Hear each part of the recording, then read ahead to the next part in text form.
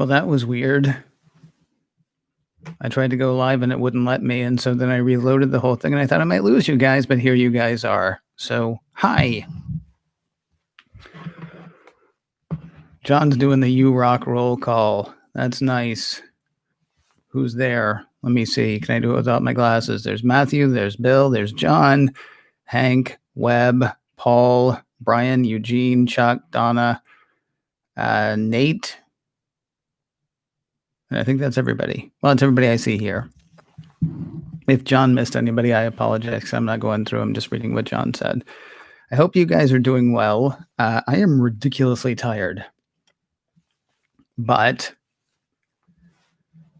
we'll do a thing and we'll see how it goes and it'll be fun, I think. I know how it's going to go. Stand by.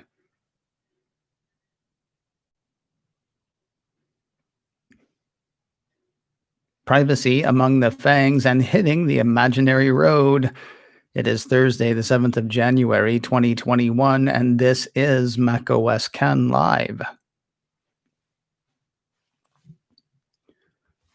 Hey, everybody. How are you? I'm Ken Ray. Thanking you for joining me for this thing that we do every afternoon. It's called macOS Can Live. Well, not every afternoon, Monday through Friday, 3:30 Pacific, 6:30 Eastern, other times, other places.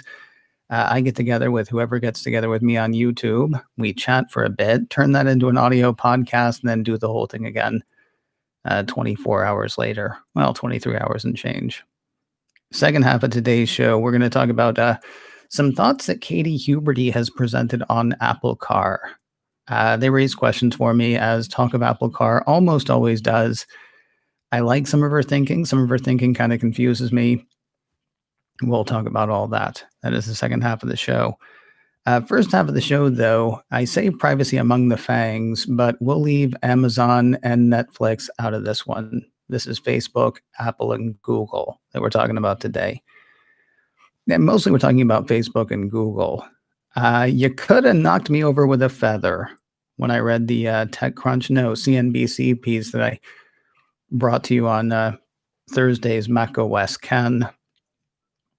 You really couldn't have knocked me over with a feather. I mean, I guess if it was really big or if I was really off balance, you might have been able to. There's a company called MKM Partners. And what they've done is they've taken a look at Apple's app tracking transparency changes, or the ATT changes. We've talked about these here before. This is basically the thing where when you try to go from one app to another app on an iOS device, iOS 14 or some version of iOS 14 at some point is going to pop a thing up saying, hey, that last app wants to keep an eye on what you're doing on other apps, wants to track you, basically. Are you cool with that?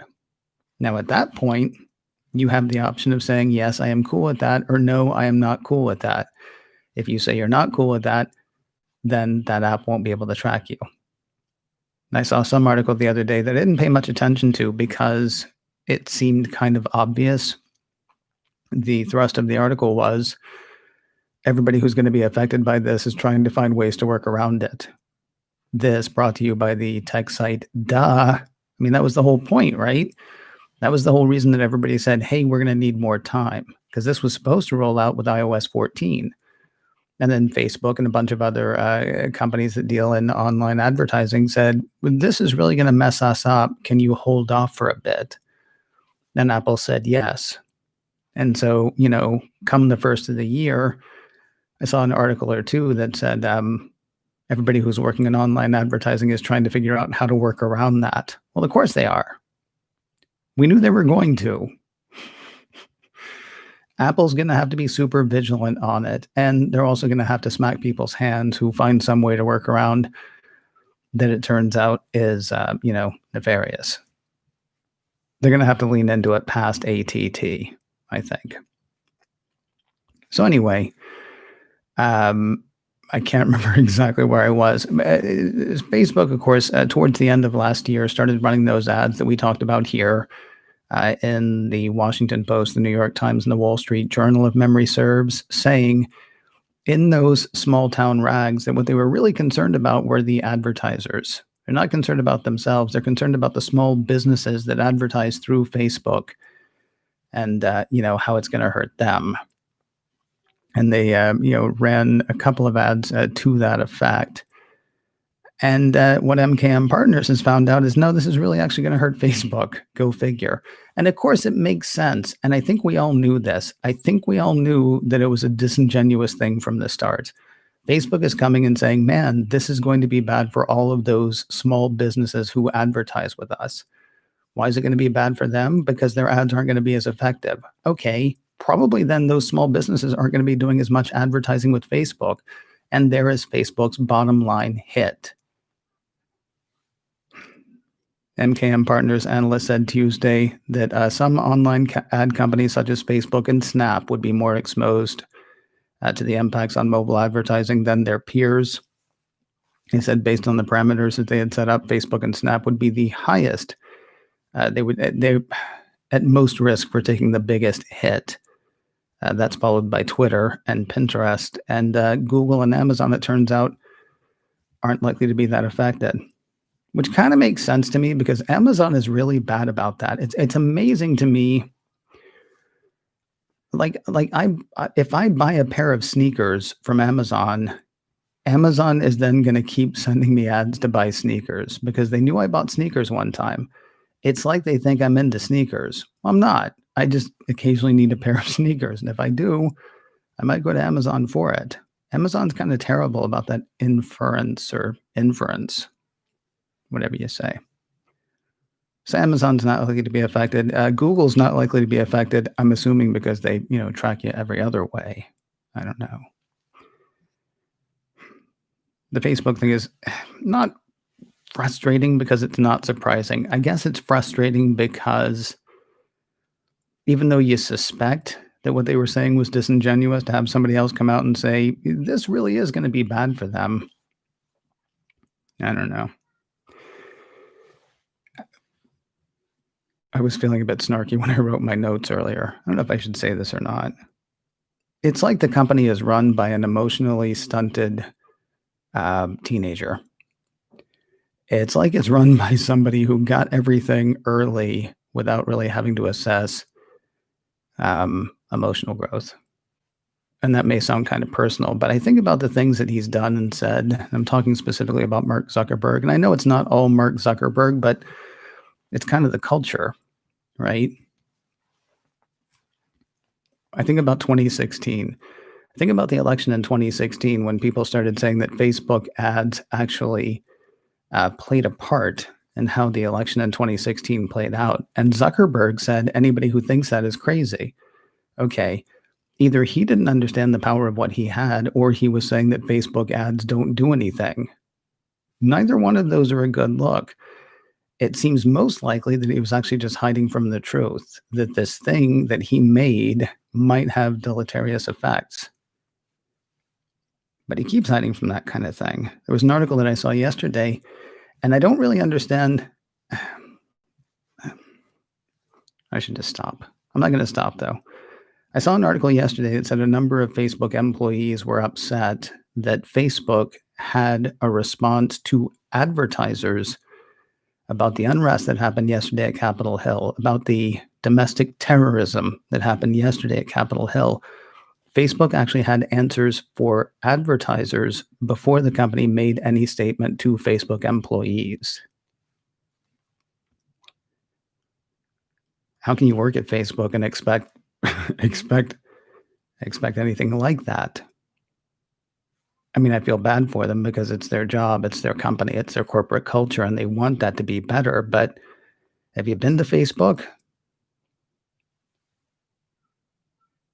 See, now I'm wondering if I should talk about the other thing. Should I talk about the other thing? I have a tremendous amount of respect for Tim Cook. I find his tweet yesterday, I don't want to say disingenuous. He has palled around with some of the people that started that stuff yesterday. Just before I came online, I saw something on Twitter where somebody asked some brand, I don't even know the brand's name, but they said to some brand called D Brands. I don't know what they are, But they said, D Brands, do you have any advice for us in these troubling times? And the response from D Brands was, don't look to a brand for advice in these troubling times.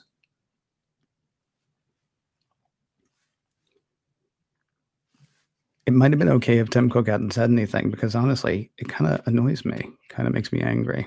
But that's my own personal thing. Who cares? Let's talk really quickly about the Google part of it because this part was kind of interesting as well. I mentioned this on macOS Ken on Thursday's show.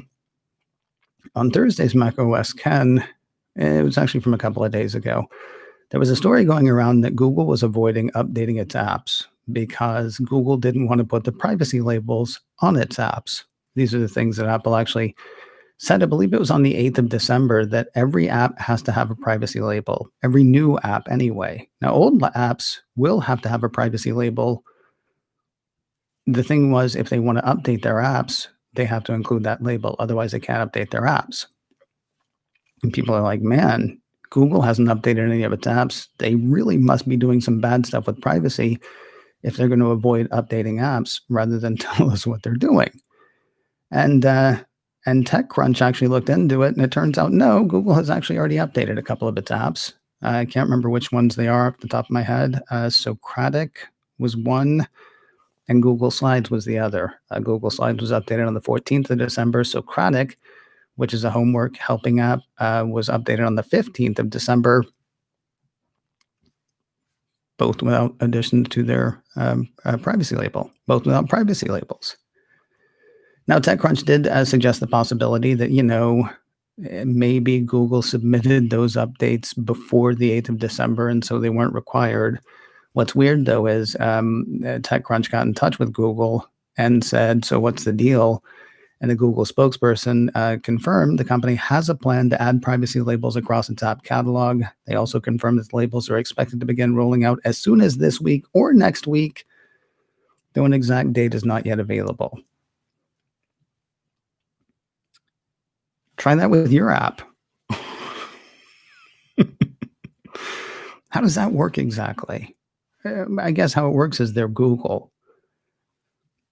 And I know it sounds like I'm accusing people of something, and I guess it's because I am. I don't understand. Here is a rule that applies to everyone. Oh, not you, Google. You go ahead. But here is a rule that applies to everyone. Be in touch. Let's talk about something fun instead. You want to? Not that that stuff's not fun. It's interesting, but it's kind of like it's looking at the darker corners that need to be looked into, but aren't necessarily fun. We'll do fun in a moment. Katie Huberty's getting behind the imaginary wheel of an imaginary car and heading down the imaginary road. Talk about what she has to say in a moment. But first, I want to remind you about another show that I do. In a few minutes, well, this week's In a Few Minutes, I really honestly have this show to thank for. I might have said that right. Last week, heading into New Year's Eve, I asked you guys on this show for your second most important Apple story of 2020. And then when I was thinking about what I'm going to do this week, I thought, why don't I reach out to a few friends of mine and do the same thing? Had a wonderful conversation with Mike Rose yesterday. Mike Rose from the After Show, formerly of the Unofficial Apple Weblog. He's been on In a Few Minutes a few times. And it was great because if you heard the live show yesterday, you know that my head wasn't overly into Apple stuff. It was really cool to talk to somebody else whose head was also not into Apple stuff. And we were like, so do you want to talk about Apple stuff? And the answer was yes. I thought it was a fantastic conversation, not because of anything I did, except that I called somebody with whom I have a fantastic conversation. Mike, I thought, was a tremendous amount of fun. If In a Few Minutes is not a show that you listen to, I wish it was, or is. You can either find that on my YouTube channel, youtube.com/KenRay. There's a playlist for it there, or you can just, hunt and peck through all the different videos I have. It's not a video show, but you can play it on YouTube. Or you can, of course, subscribe to the audio podcast.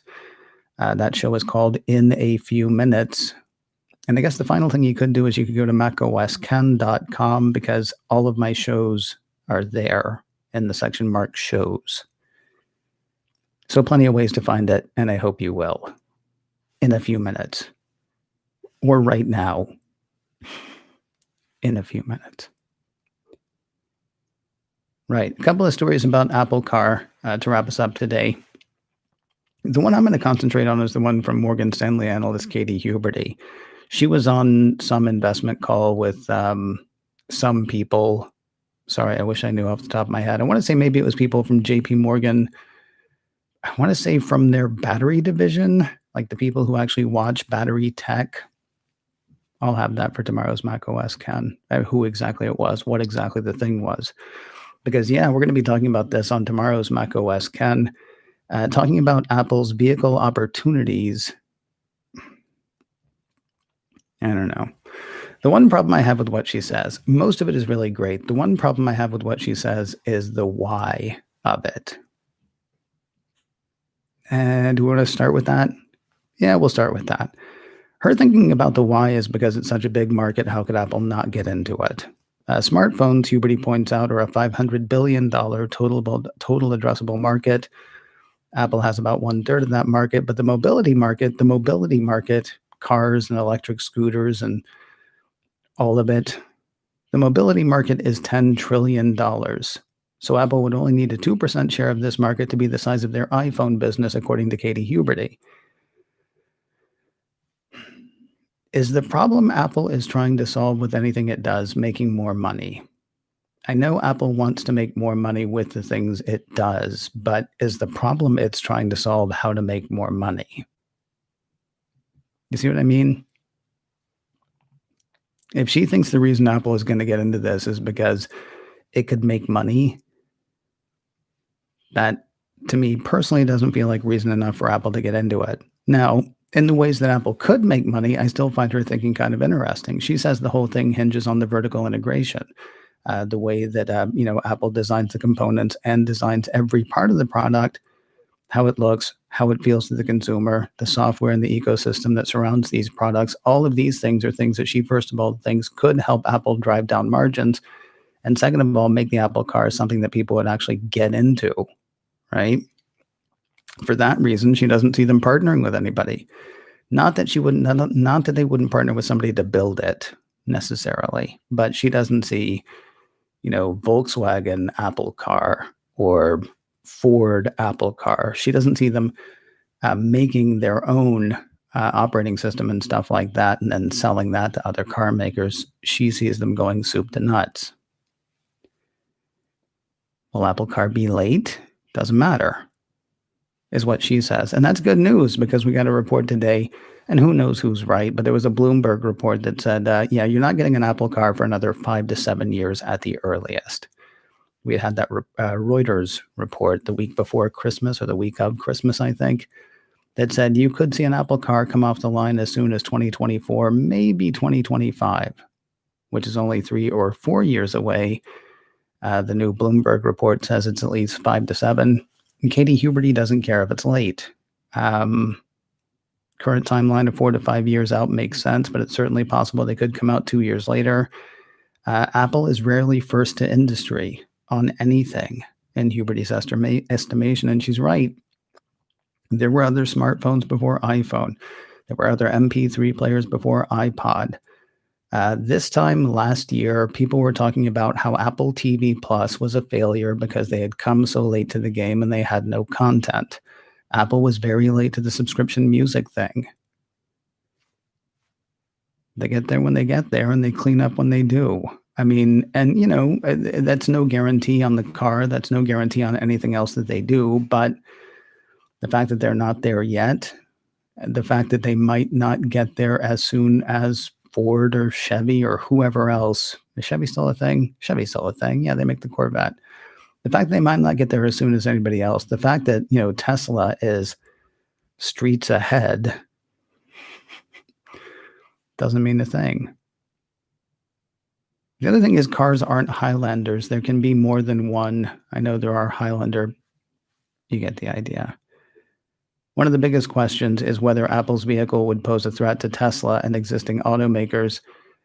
The question, according to Huberty, is Tesla BlackBerry or is Tesla Samsung? After the iPhone launch, Samsung was a very successful company alongside Apple for many years. And as the market shifted from feature phones to smartphones, BlackBerry fell to the side, even though they were early to the market, Huberty says. She adds that there is an example where both Tesla and Apple could be successful for many years and help grow the market together. Oh, that's so sweet. They could grow it together. I don't understand. Like, why do we do that? Apple TV Plus was considered a failure to a lot of people because look at Netflix. You look at Netflix. CBS All Access came out after Apple TV Plus. After Netflix, pardon me. Hulu came on around the same time as Netflix as far as being an online player. There are all kinds of players in Apple Music, and there are all kinds of cars on the road. Every 6 months, Fisker is still trying to build a car again. And every 6 months, people write about it, and people keep giving money to Fisker. And Fisker, I don't think has ever actually produced. I mean, I've seen a few of them, but they've never produced any kind of numbers. But nobody says, well, Fisker is going to fail because it's not Tesla. Granted, Fisker is, down here and Apple is up here as far as expectation is concerned. But can Apple beat Tesla? Maybe. Or Apple could just keep making cars along with Tesla, along with Ford, along with Chrysler Fiat or Fiat Chrysler or whatever it is. I like her thinking on the whole thing, even though the whole thing may never happen. I'm sure they're working on, something. I don't know what it's going to end up being. I don't know if we will ever actually get to sit in an Apple car. Remember a year ago when it was going to be a bus that just took, Apple employees from one place to another? Back when Apple had to worry about taking employees places. The car is kind of a fun thought exercise. If that's all Apple Car ends up being, by golly, it was definitely worth what I paid for it. I think that's going to do it for us today. If you're here in the chat room, please stay in the chat room. I'm going to come by and hang out, and that's going to be fun. If you're not here in the chat room, did I not just make it sound incredibly fun that I'm going to come by and hang out? We do this live Monday through Friday, 3:30 Pacific, 6:30 Eastern. And we would love it if you joined us live. The checklist ended up missing today. That's going to post tonight. So I was going to say look for that tomorrow. Yeah, look for it tomorrow. It should also be there tonight as well. We got Mac OS Ken tomorrow. We have another edition of In a Few Minutes tomorrow. We got Mac OS Ken live tomorrow afternoon. And I will talk to you soon.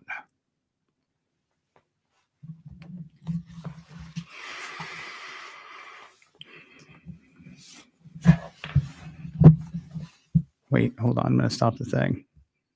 Stop the recording. There. Then I'm going to have some coffee, and then I'm going to say hi to everybody again. How do my glasses get so dirty? Can somebody tell me?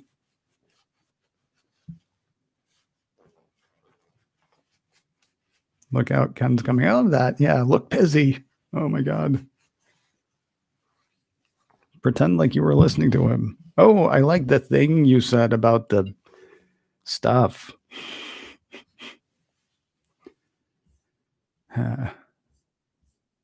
Insulting CEOs of major corporations. That's not right. Kevin Meaney. There's a Kevin Meaney imitation right there.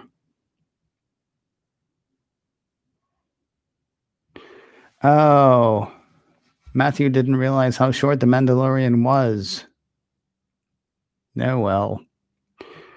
I've heard good things. So you obviously have Disney Plus. I've heard good things about the Clone Wars, not the movie, but the series, the animated series. You might try that if you're still looking for escapism. I would also suggest all 20 whatever of the Marvel movies, because the good guys win, except for that one movie. But then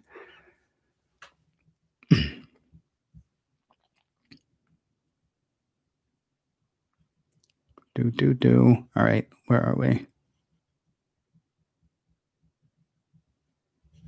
Okay, I just got to the roll call. Okay.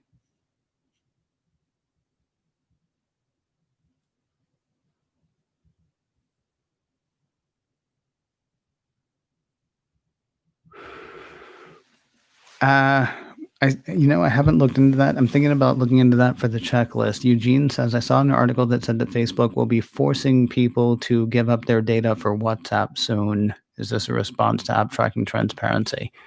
I don't know.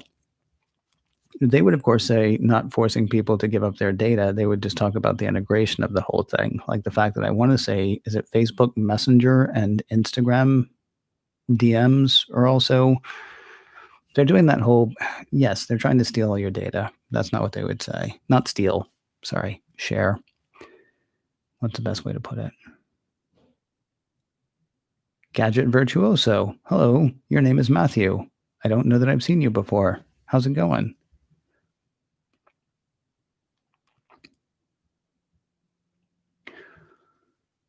Nate says he barely uses WhatsApp, never gives it access to his content, so it's kind of clunky to use, but he's happy with that. Yeah, I only use it because there are a couple of friends of mine who, that's all they use, and I hate it. It's funny because one of them hates Facebook and won't sign on to it, but he only uses WhatsApp. It's like, well, dude, you're kind of signing on to Facebook.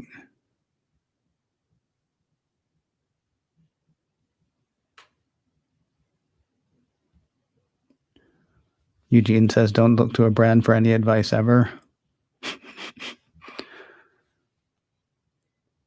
I'm sorry, I'm trying to make it like a joke where I turn Eugene into a brand. That's the word from Eugene.com.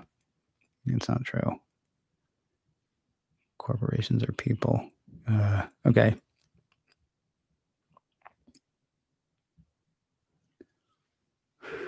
John, I think we're talking about two different things. John says, is it possible that Google Slides and Socratic are not using the ATT frameworks? Like if you're not tracking, you don't need to ask. No, because what we're talking about in this, and if I misspoke, I apologize. If your app is going to be in the App Store, you're supposed to have a nutrition label, a privacy label that says the kinds of information you take or look for or whatever. And I think even if you don't take any, then you put up a label that says we don't look to take any of your information. You can have an app in the App Store that doesn't have that, but if your app is going to be updated, Apple said, then you have to include that. They wouldn't accept app updates after the 8th of December that didn't have the privacy label. Except Google has a couple that have been updated, and now I don't want to say having been caught on it, but having been asked about it, they're like, oh yeah, we'll get to it. And that's a bit surprising because, as I say, I don't know that if I had an app or if you had an app that you'd be able to go, oh no, I'll get that to you. Because I mean, Apple seemed to say it was drawing a line in the sand on that.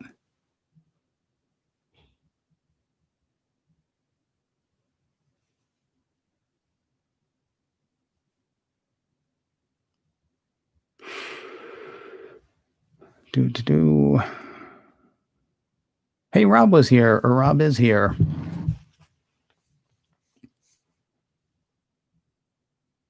Oh, thanks. Sorry, Rob said he can't be here that often, but he does listen, and he does listen to macOS Ken and in a few minutes, and he likes them. Thank you. I appreciate that, Rob.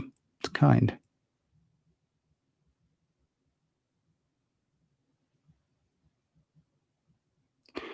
Amy says that she always gets here when I'm chuckling at my own jokes. Well, now I'm chuckling at yours, so that's fine.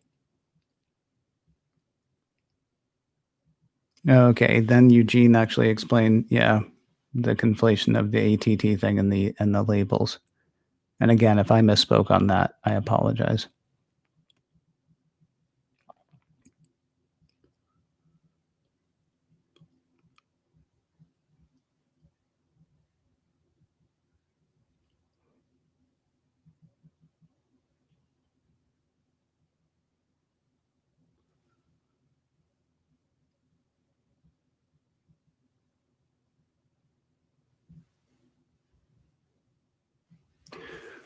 Yeah, Matthew goes a bit deeper into it too. Gadget Virtuoso, Matthew, that is. The app privacy is developers self-reported, but if you falsely report, you violate TOS, and then you run the risk of Apple's wrath. Yeah.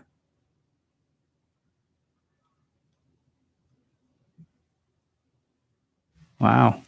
Cool. Matthew, Gadget Virtuoso, send me an email, info@macosken.com, because I would like to say hey more formally. I appreciate your being here, and it sounds like you have a wealth of knowledge that I would like to tap for my personal gain. No, I'd just like to say hey if you can. Oh, okay. John says that the Google Slides last submission was the 5th of December, which is before the deadline. Okay, so it just didn't actually get updated because TechCrunch was saying that one got updated on the 14th. But if you're saying it's submitted before that, then that's totally kosher. Hey, Frank Petrie's here. Was here. Oh, and then everything just jumped on me.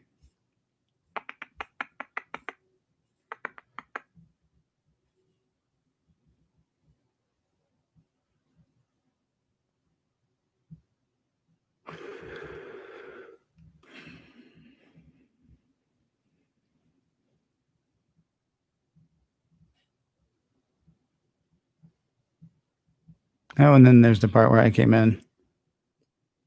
Another poll. Oh, okay. So I see John's on top of it.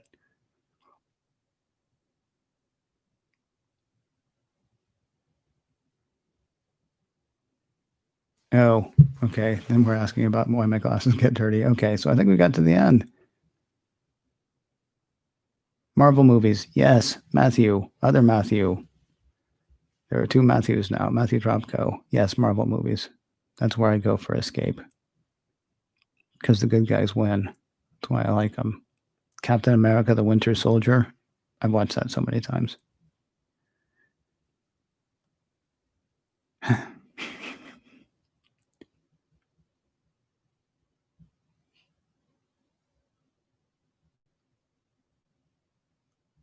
Do.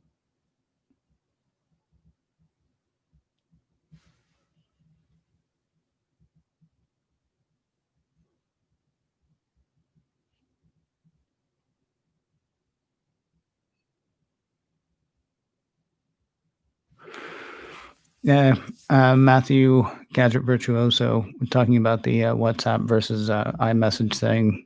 iMessage is excellent since it's all data. There are no charges for messages. I have friends who Android, so iMessage is useless for them.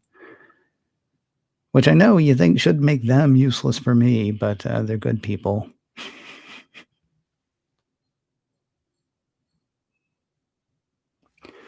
Matthew says that Signal seems like a pretty safe one. Other Matthew says that.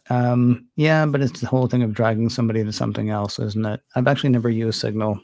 I downloaded it to try to get in touch with a journalist one time who has their Signal thing up in Twitter, and they never responded. So that's fine, but that's the only thing I have it for.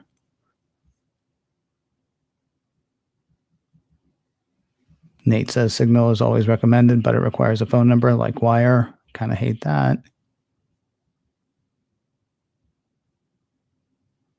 Yeah.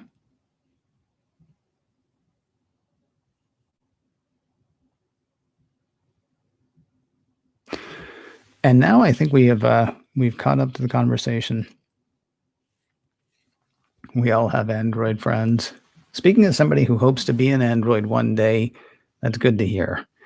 All right. I have to go turn this into an audio podcast, and then it's Thursday, and I know somebody knows what that means. So thank you guys for being here. Hey, new people. I think there were one or two. Thanks for coming. I appreciate it, and I hope you'll join us again.